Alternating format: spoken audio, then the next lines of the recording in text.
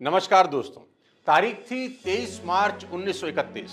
लाहौर का central jail आज इनकलाब जिंदाबाद के नारों से गूंज रहा था। आज जेल में मौजूद हर किसी की आंखों में आंसू थे और दिल में अंग्रेजों के लिए नफरत। पर आज सबकी आंखें उस 23 साल के नौजवान को निहार रही थी जो अपने दो साथियों के साथ मुस्कुराते हुए फांसी के तख्ते की तरफ जा रहा था। आज आप लोगों को देखने को मिलेगा कि कैसे हिंदुस्तानी क्रांतिकारी अपने आदर्शों के लिए हंसते हुए मौत को गले लगाते हैं। हर कोई उस गबरू नौजवान को आखिरी बार देख लेने के लिए बेचैन था जिसने जेल में होते हुए भी पूरे ब्रिटिश साम्राज्य की नींव हिला दी थी। वही ब्रिटिश साम्राज्य जिसकी तारीफ में यह कहा जाता था कि इस साम्राज्य में कभी सूरज नहीं डूबता।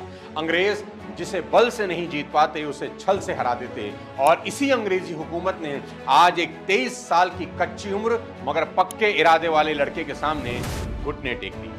जिस 23 साल के लड़के ने अंग्रेजों को इस कदर तंग किया हुआ था कि जिस दिन से वो जेल में आया जेल को अपने हिसाब से चला रहा था। और हद तो यहां तक थी कि जिस जेल की दीवारें कैदी अक्सर भागने के लिए तोड़ते हैं उसी जेल की दीवारें रात के अंधेरे में चोरों की तरह खुद जेल प्रशासन को तोड़नी पड़ी, क्योंकि जेल प्रशासन के अंदर ना तो इतनी हिम्मत थी और ना ही इतनी हैसियत कि वो मां भारती के उन 3 वीर सपूतों की लाशों को जेल के मेन गेट से लेकर जा सकें।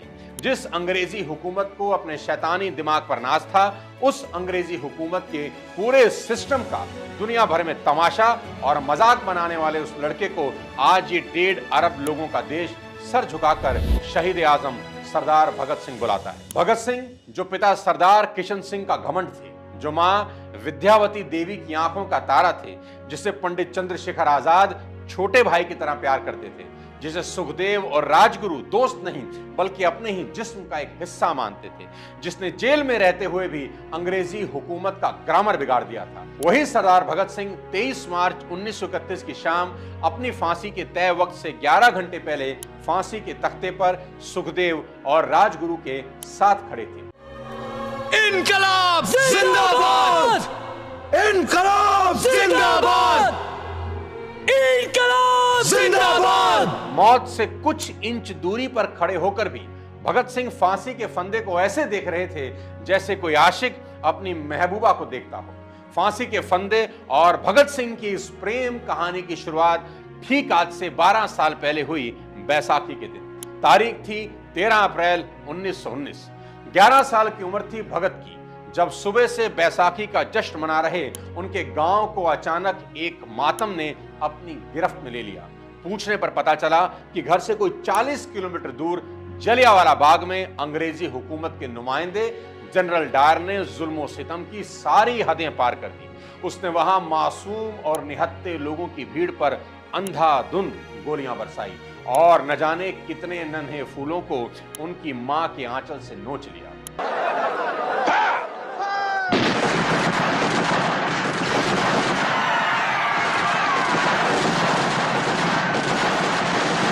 अगले दिन भगत पैदल निकल पड़े जलियांवाला बाग की तरफ। वहां पहुंचे तो वहां का मंजर बेहद दर्दनाक था। दीवारों पर लगे खून के छींटे अंग्रेजी हुकूमत के जुल्म और सितम की दास्तां बयां कर रहे थे। बच्चे बूढ़ों की दर्दनाक आवाजें अब भी वहां गूंज रही थी।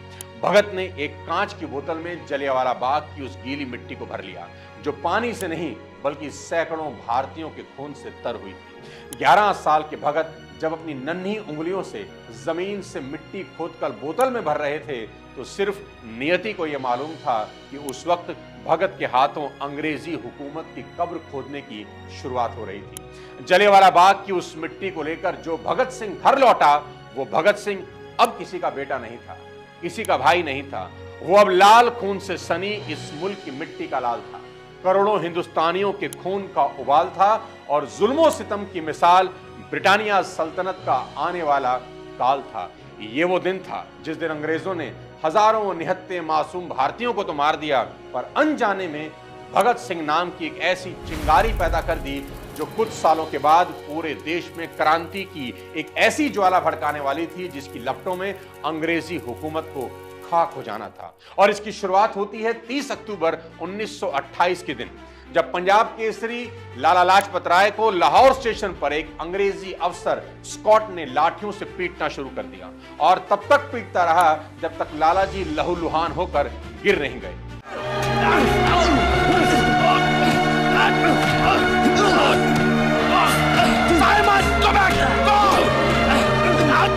तब लाला जी ने अंग्रेजी हुकूमत को चेतावनी दी कि मेरी मौत अंग्रेजी हुकूमत के ताबूत में आखिरी कील साबित होगी, और इस चेतावनी को भगत सिंह बहुत जल्दी सच में बदलने वाले थे। लाला जी की मौत के दिन ही भगत सिंह, राजगुरु और पंडित चंद्रशेखर आजाद ने उस अंग्रेज अफसर को मारकर लाला जी की मौत का बदला लेने का फैसला किया, पर गलती से स्कॉट की जगह एक दूसरे अंग्रेज अफसर सैंडर्स को मार दिया गया। इस हमले से ब्रिटिश हुकूमत बौखला गई और इन तीनों के लाहौर से निकलने पर रोक लगा दी गई। अंग्रेजी हुकूमत के कड़े पहरे की नाक के नीचे भी ये तीनों लाहौर से बाहर निकल गए, और इसके बाद शुरू होता है भगत सिंह की जिंदगी का आखिरी मगर सबसे जरूरी हिस्सा।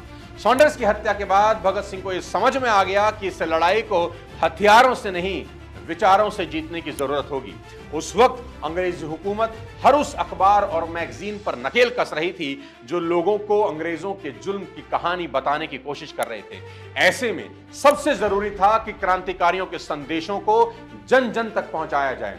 भगत को देश के लिए जान देने से कोई गुरेज नहीं था, पर भगत ये भी जानते थे कि सिर्फ जान दे देने से क्रांति को कोई फायदा नहीं होगा, पूरे देश में क्रांति की मशाल जलानी ही होगी। इसलिए भगत ने पूरी प्लानिंग के साथ अंग्रेजों के सामने शतरंज की ऐसी बिसात बिछाई जिसमें अंग्रेज जितना जीतते उतना ही हारते जाते। भगत सिंह ने फैसला किया कि वो असेंबली में बम फेंकेंगे, पर बम ऐसी जगह फेंका जाएगा कि किसी को जरा भी नुकसान ना हो। 8 अप्रैल 1929 को प्लान के मुताबिक भगत सिंह ने बटुकेश्वर दत्त के साथ असेंबली में बम फेंका और वहां से भागने की बजाय खुद को सरेंडर कर दिया।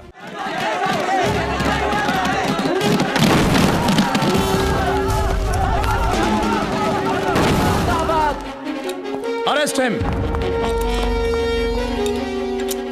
अंग्रेज खुशी से फूले नहीं समा रहे थे, क्योंकि जिस भगत सिंह को इतने वक्त से सारी अंग्रेजी हुकूमत पकड़ नहीं पा रही थी, आज वो खुद चलकर अंग्रेजी हुकूमत के चंगुल में फंस रहा था।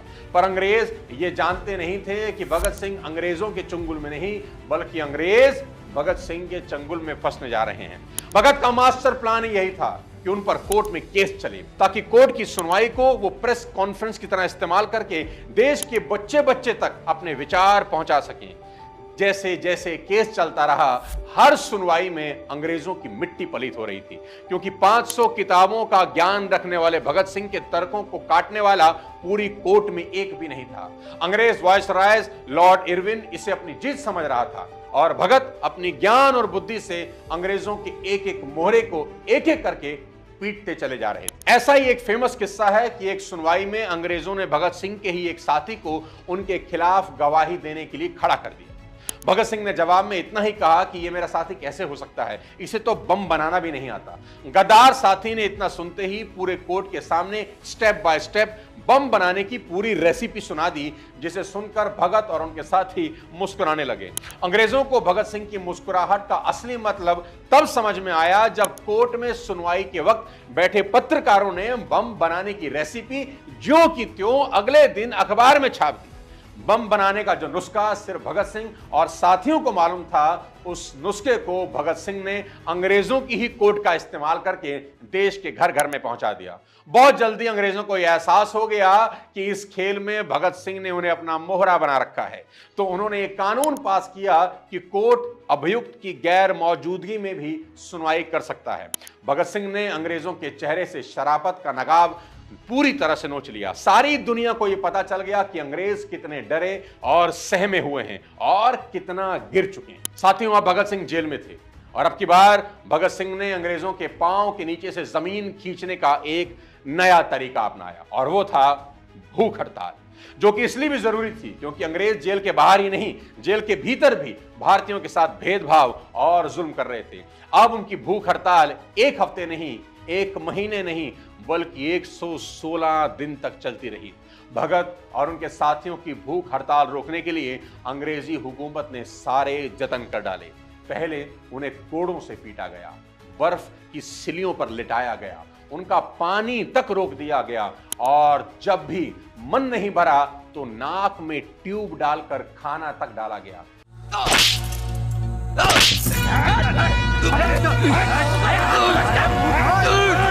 पर क्या ही दीवानगी थी उन लोगों की देश के लिए कि जब हफ्ते और महीनों से भूखे पेट में जब खाना पहुंचता तब ये लोग मक्खियां तक खा लेते ताकि उल्टी होने से खाना बाहर निकल जाए।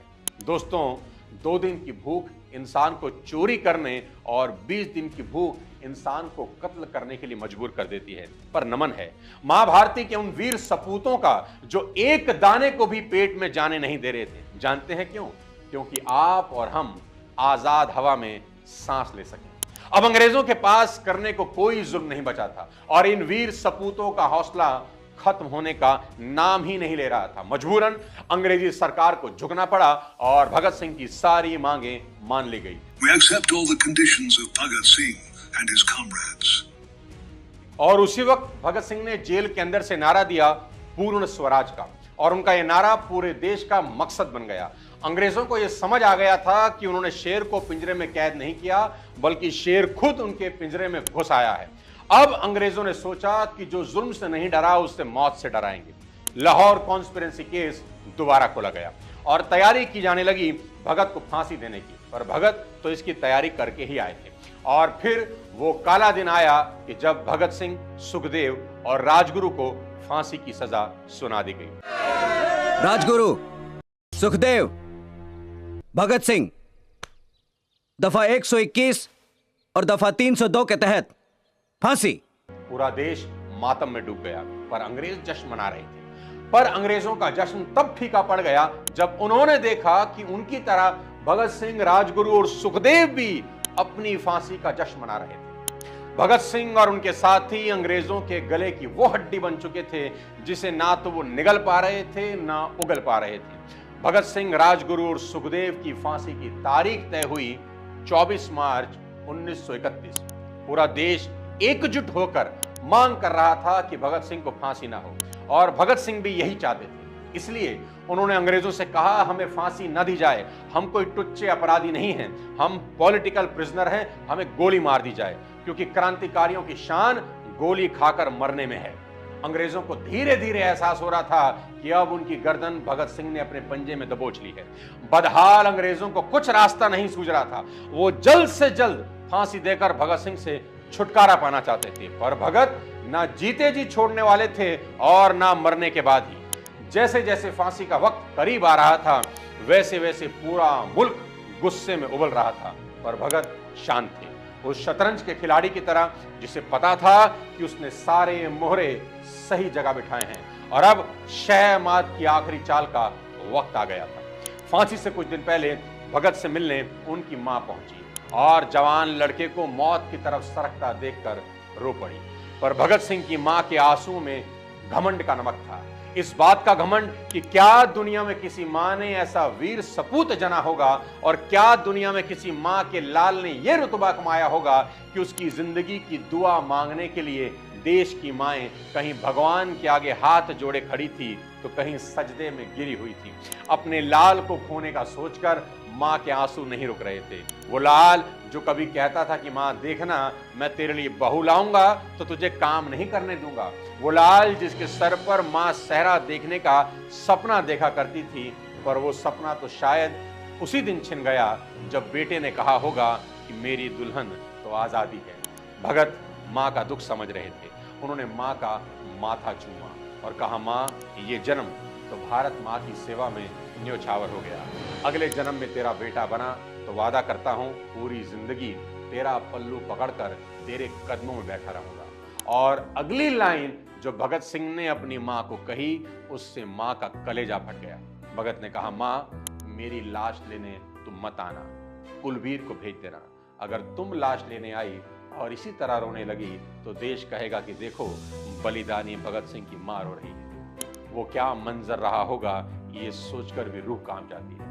मां से मिलकर भगत वापस अपने सेल में चले गए और पूरे देश में लोगों का गुस्सा अंग्रेजी हुकूमत से संभाले ना संभल रहा था। और फिर इसी गुस्से के डर से अंग्रेजों ने वो फैसला किया जो इतिहास की पहली घटना थी।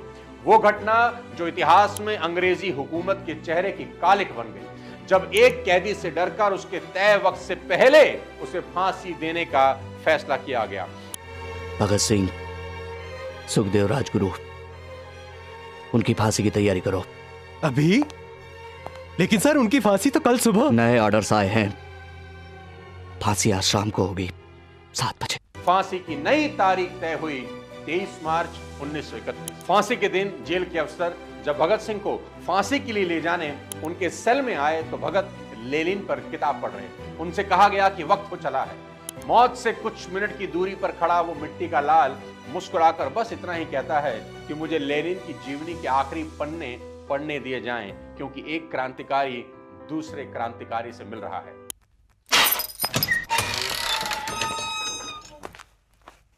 भगत सिंह, वक्त हो गया है। 2 मिनट जेलर साहब, लेनिन के बारे में पढ़ रहा हूं। एक क्रांतिकारी दूसरे क्रांतिकारी से मिल रहा है। किताब बंद करके भगत ने अफसरों से कहा कि चलो। दूसरे सेल से राजगुरु और सुखदेव भी आ गए। वो राजगुरु जिन्होंने शर्त लगाई थी भगत सिंह से कि देखना तेरे से पहले मैं मरूंगा, और नियति ऐसी कि आज उसी दोस्त के साथ मरने का मौका मिल रहा था। सेल से फांसी के तख्ते की तरफ जाते वक्त भगत ने नारा लगाया, इनकलाब जिंदाबाद, और उस नारे का जवाब बाकी कैदियों ने इस कदर दिया कि जेल की दीवारों की नींव तक कांप उठी। जेल की फिजा में राम प्रसाद बिस्मिल का यह शेर गूंजने लगा कि सरफरोशी की तमन्ना अब हमारे दिल में है, देखना है जोर कितना बाजुए कातिल में है। सुखदेव मुस्कुराते हुए अपने जिगरी यार को देख रहे थे। वही जिगरी यार जो इतना खूबसूरत था कि उसे लड़कियों से बचाते बचाते उनकी कमर टूट जाया करती थी। वही जिगरी यार आज उनके साथ फांसी के तख्ते की तरफ खुशी खुशी जा रहा था। वो जिगरी यार जिसके चुटकुले सुनकर मुर्दों को भी हंसी आ जाती थी। वही जिगरी यार आज मौत की तरफ मुस्कुराते हुए बढ़ रहा था, मानो मौत कोई मौत नहीं, कोई चुटकुला हो। सुखदेव सोच रहे थे कि इश्क की शायरी करने वाला ये लड़का इश्क में इतना वफादार निकला कि एक वक्त में एक ही चीज से इश्क किया, अपने मुल्क से। लाहौर सेंट्रल जेल की दीवारों ने बहुत लोगों को फांसी चढ़ते देखा था, पर वो दरों दीवारें ऐसे फांसी चढ़ने वालों को पहली बार देख रही थी जिनके लिए मौत वो खिलौना थी जिसके साथ वो बचपन से खेलते आ रहे थे। जब तीनों को फांसी के तख्ते पर खड़ा कर दिया गया तो फांसी पर चढ़ने वालों की आंखें चमक रही थी, और फांसी देने वालों को हिम्मत नहीं थी कि वो इन 3 वीर सपूतों की निगाह से निगाह मिला सके। तीनों से आखिरी ख्वाहिश पूछी गई। भगत ने कहा, हमारे हाथ खोल दिए जाएं, हम एक दूसरे से गले मिलना चाहते हैं। कोई आखिरी ख्वाहिश तुम लोगों की? हम एक बार गले मिलना चाहते हैं।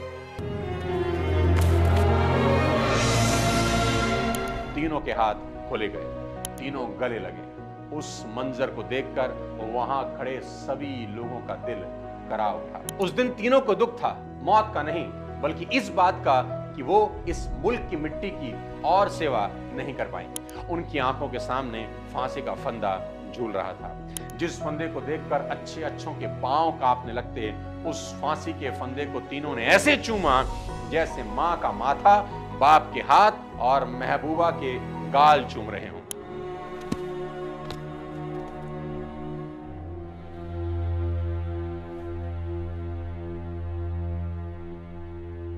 फांसी का फंदा अब गले में था। मौत नाम की महबूबा अब भगत का हाथ थामे उन्हें अपने साथ ले जाने को तैयार थी, पर फांसी का लीवर खींचने में जल्लाद के हाथ कांप रहे थे। और फिर वो हुआ जो होनी में लिखा था, जल्लाद ने लीवर खींच दिया।